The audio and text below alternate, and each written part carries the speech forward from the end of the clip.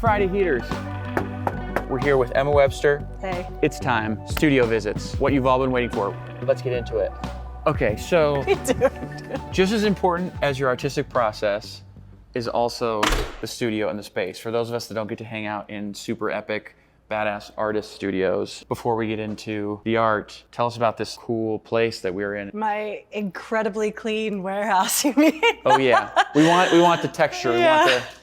I mean, so typically this is where my day starts. I am a big planner and a huge fan of calendars, whiteboards. So I'll get my morning coffee, sit here. If I have people helping me, well, I'll sit and kind of decompress in the morning and talk about our week, talk about sort of what's on the block. There's been a lot of show prep for my upcoming thing with Periton next month. But then I also am planning a couple shows out into the next year. A lot of quirks to the studio. This is kind of like a hangout area where, take a lot of naps, breaks. You'll also see just a lot of tech equipment, random weights around. Yeah, also these pony walls over here that I sometimes work on, sometimes stage paintings, are more painting storage. So you can kind of see this is where some of the mid-sized painting storage is, or flat files. I love my flat files. Spare painting palettes, tools, all of that. In fact, I should show you the bigger racks. Just Oh, some hey guys, cash didn't see you pump. there. Getting a nice pump. I think we gotta add some weight. That's like 30. Oh, yeah. Well done. So all these different stations though, Oh, right.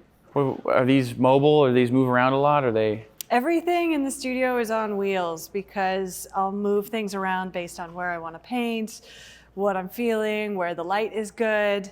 One of my favorite things in the studio is my mobile rack that just keeps all of my practical little sketching things, but then also paint organization, which this is so good if you know that you're working on a certain color. You can just grab and take to your palette. Did you design this yourself?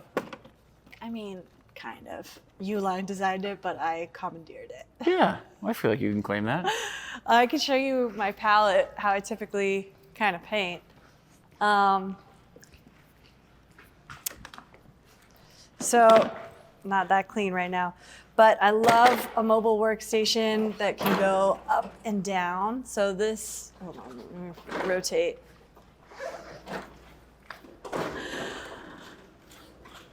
So I'm kind of a geek about my workstation. I love a table that can go up and down based on wherever I'm painting or how big. I also really like painting off of a mid-tone glass. So all of my palettes will have either gray or brown because it helps color match and color things. So this is not just your classic wood easel Apple emoji? No. That you just have. No. Don't mess with that.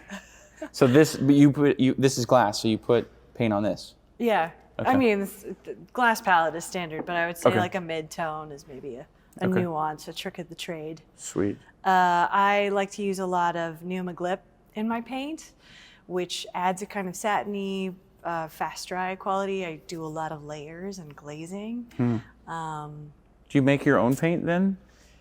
Do you use that? Well, you're mixing mediums into Yeah. your paint. I mean, every color, I'll start with a tube, but then modify it. Okay. I wouldn't say I'm using anything straight from a tube. Okay.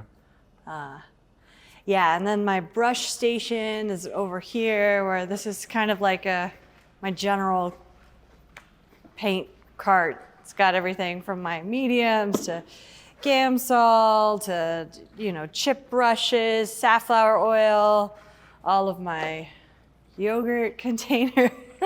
Solid. I feel like that's some Yeah. quality Strauss yogurt. Yeah, love my painting cart. There's also kind of my tech station where I do the VR and my tablet. So yeah, I just use a basic Oculus, though I was trying the Apple headset for a second, but How do we look, John? Where are we looking? I'm looking at John. It's a lot of this. Okay. It's a lot of joysticks. Honestly, it's a lot of that, I would think. I'm just Those staying look there. good on you. Those look like some snowboarding goggles. Yeah, those could be. Okay, so typically how I start is I start with sketching. I'm just doing like really loose kind of line drawings, making formal sketches about how I want a painting to be composed. And then once I have a sense of the objects that I want in the scene, I will begin sculpting, usually in virtual reality. But in this new show, I've also been sculpting in real life. And from there, you know, I build out these scenes and get these renders, and then I'll paint from the worlds in the computer. So Do you have to like tell every time that someone's like, "Oh, you're a sculptor," and then you're like telling them you have to preface that it's in a computer software program? yeah, but I'm realizing that sculpture is sculpture. I mean, things translate. And I'm also really enjoying the glitches that are starting to happen. So for example, this is just a really rough wireframe sculpture of a horse, but then I scanned it to put it again in the sort of computer world, and the glitches around transparency and shape came to create this really fascinating form that then became this sort of horse in this painting. It's a funny process where it's taking real things, translating them into this sort of unreal space of the screen, and then putting them back into the world of painting. There it is, folks. And another great example, I think, in this show is, so this is the first show where I'm putting animals in. Typically, I've just been using landscapes as their own kind of sets and spatial experiments. So this show has a number of different types of animals, primarily these foxes. And it's going to be the first time that I include a sculpture in this show. So this is an example of a 3D print of a fox that I made in virtual reality that then I sculpted in clay in some sections. And we cast this in bronze in a foundry here in Los Angeles. And this is the very same fox that is featured in a number of the other works. So this fox is the same fox as one of the primary paintings. So do you, when you say it's the same fox, like to you as the artist, what makes it the same fox? Is it the same shape? Is it the same sketch that you're going off of? It's just fun that you use that term, it's the same one. And it's like Well, I think totally that, different mediums. yeah, I mean, I don't know, is it the same or not the same? There's this question of telephone in all of the paintings where something starts one way, gets translated, altered, and then reshaped in that process. So this was a sketch, and then it was a sculpture in virtual reality that became an actual bronze that then got scanned again and put into this scene and later became a painting. And in fact, it might help to show you the computer render of this one. Just to give you a sense of what goes into each of these. So if we've got original sketching and sculpture, then digital, then painting, then physical sculpting. Do you have a favorite of the four in that process? Well, painting. Okay. I mean, you know, could have been one of four. No, my mom says I should have been a sculptor, not a painter. So this is an example of a render that I'll work from. You can kind of see that I've included some of these things that I've sculpted in the computer. Some of these are scans, and I'm able to have these kind of crazy lighting conditions, spotlights, that then get transformed into paintings. So here's an example of the sculpture that I scanned to then put in the painting. So this is a 3D print of something that I made in virtual reality that then exists both in the real and also in the painting. So this is what we cast the bronze sculpture from as well. Second step is? First step was I sculpted it in virtual reality. Second step was I 3D printed it and printed it at kind of life size. Then once I had this 3D print, I covered parts of it in clay and manipulated it, and to give it kind of your own texture and touch. Yeah, to combine the printed elements with the sort of more human elements. So third part clay, and then I scanned it again. Scan it back into the computer. Yeah, so this is what we're looking at, is the digital scan of the real sculpture. Okay. And from here, I then Step 5. put it in image form, which is here. You put that through the software and into another world sculpture.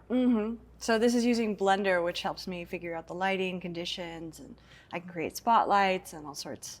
So that was like 5, maybe 6 steps somewhere in there. Yeah. It's a process. Have you heard of anybody else doing it this way? I don't think anyone else would overcomplicate things like I do. But Yeah, that's like a pretty extensive series of steps. for sure. But it's really fun because there's all these secret lives of the sculptures that are in these. And it's fun. I can show you around in the studio, like the various elements that got translated in. For example, you know, a drawing like this that then I turned into a strange sculpture, then gets put into the digital and acts, you know, in this way. And so then the digital then gets slammed here, and this whole thing is coming from that software. Yeah, yeah. But this piece is coming from Yeah, it's really paper. this hybrid of using technology, but then also using good old-fashioned drawing, sculpting. Yeah. Does that help you stay kind of grounded? I feel like it would be so overwhelming today with all the digital tools. Yeah. Does playing in like physical, old school Yeah, materials? I think that this is a way where I definitely get to play and just loosen up. Yeah. This is not a computer. This is like an No. old school computer. Wax. So yeah, Clay? there's a lot of different experiments happening here. So sometimes I'll do sculptures in wax for lost wax casting for bronzes, or I'll work in clay just to kind of get the sense of how something might move or look, and can scan it. Here's an example of a kind of drawing I did in clay that then became a painting later over there. It's really kind of a spread of different types of sculpting, whether it's printing or oil-based clay or wax. When you're deciding where to start, is it like you walk in the studio in the morning and you're like, just where the wind takes you? Or do you try and like plan, like today I'm going to start something in clay, I'm going to start something on paper, I'm going to start something in a VR headset?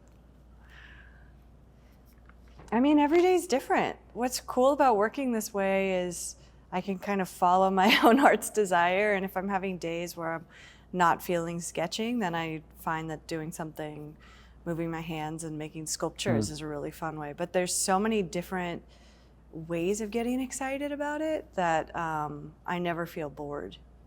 These are the renders or the sketches for the works in the show. So again, you can kind of see like that something that was in real life, like this lamb, then gets scanned and put into a render. The early version of the bronze got scanned and put in, but there's just this playing with like lots of different types of media. Yeah, you really see, I think maybe because of the nature too of how the process it is, you get to see, unlike other artists, you kind of get to see these really distinct steps. Whereas like if we walk into a studio and someone's doing more traditional painting, just starting on a canvas, by the time you get in, you're kind of seeing what exists. You don't get to retrace the previous steps. I think all the discovery in my work happens in the behind the scenes, in the planning, and then the painting is where you just get to be free and have fun and really rejoice in the movement of it. Yeah. Versus say abstract painters where every painting is a fight and they're really trying to, you know, figure it out on the surface. Yeah. I find that having a little bit of a roadmap allows me to be more expressive in my mark making. Yeah. Almost seems kind of like it makes me think of like music. Like by the time you practice, you get all of your instruments and ingredients And then when it comes to painting, it's just time to like get on stage and perform.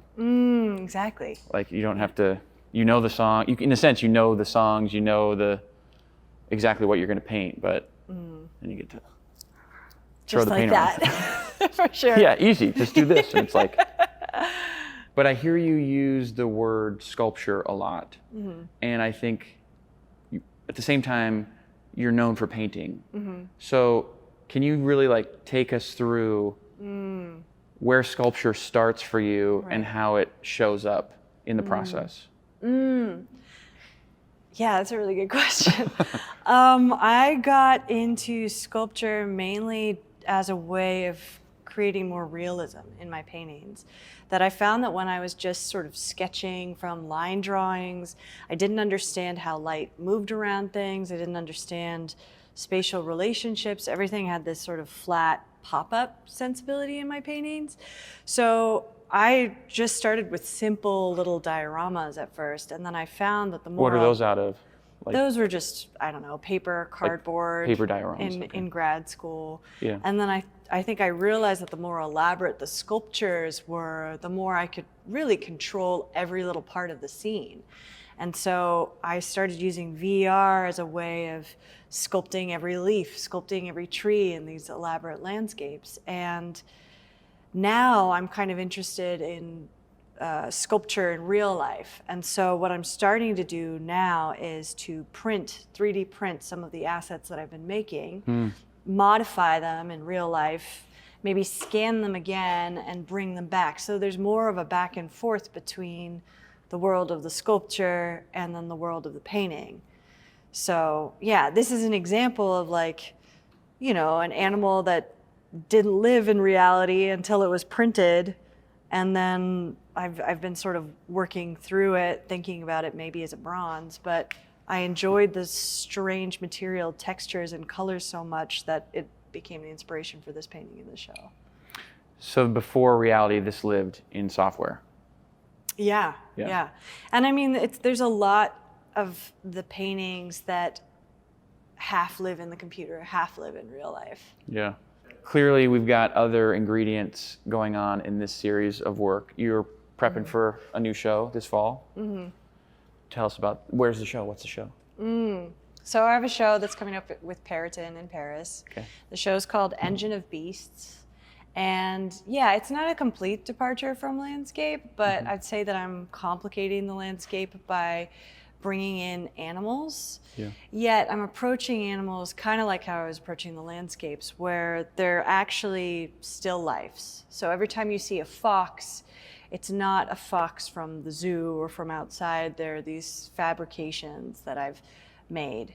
And I think that the hero painting, which is actually this horse behind us, does a really good job of kind of showing that it's not about horses as they actually exist, but this sort of fine line between still life and portraiture, wherein we understand that it's an animal form, but the ligature of it, the armature, makes us realize that it's object. When you say hero painting, for those who don't know, like, what do you mean by hero painting? What do artists mean by hero painting? I mean, I guess I just mean where it is in the room, which it's at the end. It will be sort of at the end of this chapel. And I do think it kind of speaks to heroic and romantic painting, you know, to show this in France, where there's this legacy of salon painting and, you know, Delacroix. I think it's pretty exciting to show it in that context. How did you, just curious, because like with all these, with some of the creatures, like how did you decide what worlds to put around the creatures? Because this, I mean, this in itself is this, you know, beautiful. That's what I think I've always enjoyed with your work, of getting to zone in on little aspects of it that are these poignant landscape moments in themselves versus like this whole puzzle together. Yeah, the landscapes, I mean, speak to kind of pastoral hunting places almost, you know. I found an interest in this very verdant, forested types of scenes. And, you know, those are just places where we expect to see animals, but they're also not places that I spent a lot of time, in Los Angeles and so I felt that they were an appropriate backdrop. I also like the idea of almost looking at hunting portraiture again afresh, but with this kind of idea of like, yeah, we're hunting something that's not alive, that's, an Cool. object almost. Yeah. Yeah. Kind of pro-vegan there. I mean, there's definitely environmental undertones to all of the work. I feel like whenever you talk about the agency of nature and, whether or not these forms are alive, trees, are creatures, that it's a reframing of, what living beings have rights, what don't. Mm-hmm. Well, I think it's still it's such a fun balance to me of you're able to harness technology, make it, not hide the fact that you're using it, and still live in this very organic subject matter, organic material process, this historic process. I think the fusion of those two you do so well, which heat, big heat for the heater's world. I like the small paintings because they're kind of studies where I get to look at one thing in particular. The bigger paintings are much more of these macro scenes where there's a sense of action and intrigue. And yeah, the small paintings, I think spatially are a lot more interesting. You've got three-dimensional drawing or fusion of drawing, sculpture, sort of bas relief painting that resembles sculpture. But to me, they're all sort of getting at that in different ways. Mm-hmm. I think also the show Engine of Beasts, there's something about the word beasts that's unknown, that implies that it's almost mythological or that these aren't real animals. And obviously none of these animals here are actual animals. I think too, I mean, I was thinking about this, when you use the word beast, I mean, I don't know the appropriate art terms perhaps as just sort of the average Joe, but these seem really, I mean, you paint drama and depth and contrast into your paintings. So like, these are not a couple animals sprinkled into your landscape. It's like, no, these are like beasts. These are, even if they're like a small innocent lamb or like this kind of curious fox, they're still like this like beast quality. They're big, they're dramatic. I just want them to have their own opinions. I think so often we see this kind of complacent, tranquil Disney version of nature that suits us. But I think that by having a little bit of an edge, by having these creatures that aren't entirely sure of us or of the scene, there's something powerful about them for sure. I love that, wanting them to have their own opinions. Yeah. It's tough, yeah. It works, I mean, you feel it. Yeah. Whew. What will we expect from the show where these paintings will be up? So the main room in Perrotin's Marais St. Claude Gallery is going to be these big paintings where you feel like you're immersed in this sort of forested area. But then as you move into the second room is where the painting scale shifts and you kind of go from this expansive outdoors into this much more intimate, almost bejeweled natural history display. And then the sculpture is this sort of very end. And the sculpture is like a return to scale. Okay. In this way, you start sort of with these big paintings that make you feel kind of small, and then you go to small paintings that make you feel big, and then the fox is this kind of guiding you in, guiding you out force at the very end. This looks great. Thanks. So is it, when you're painting, when you're making these individual works, are you thinking about these kinds of choices, or this is all happens at the end? Well, this first room, I really wanted to build the show around what was happening in the first room and the worlds that were getting set up. But then I felt like the second room was a kind of behind the scenes or an area where I could more closely investigate facets of the painting. So it's a smaller gallery and I wanted to do more to make it feel one-on-one, really personal, like you could get up close to these little works. And Yeah. that's an unusual step for me, actually. I mean, I typically make paintings at this scale, but making smaller works was a big shift for me for this show. Yeah.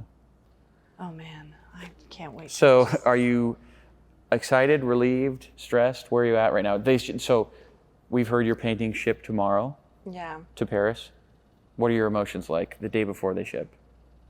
Oh, I'm relieved. I mean, I'm glad. This show is a big leap for me, but there are also things that I've since started exploring.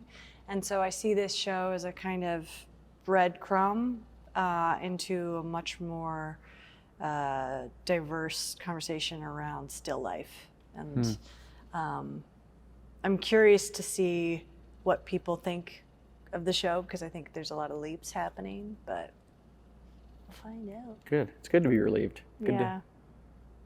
I feel like you get moments of accomplishment throughout the process, like finishing one piece of work or breaking through part of the process, and shipping them away is probably a big part of that achievement. Yeah, every show has its own personality and flavor, but I'm really proud of this one. I think this one's special, and I'm excited to see it open this conversation. Paris Heat, coming soon. Emma Webster, Friday Heaters.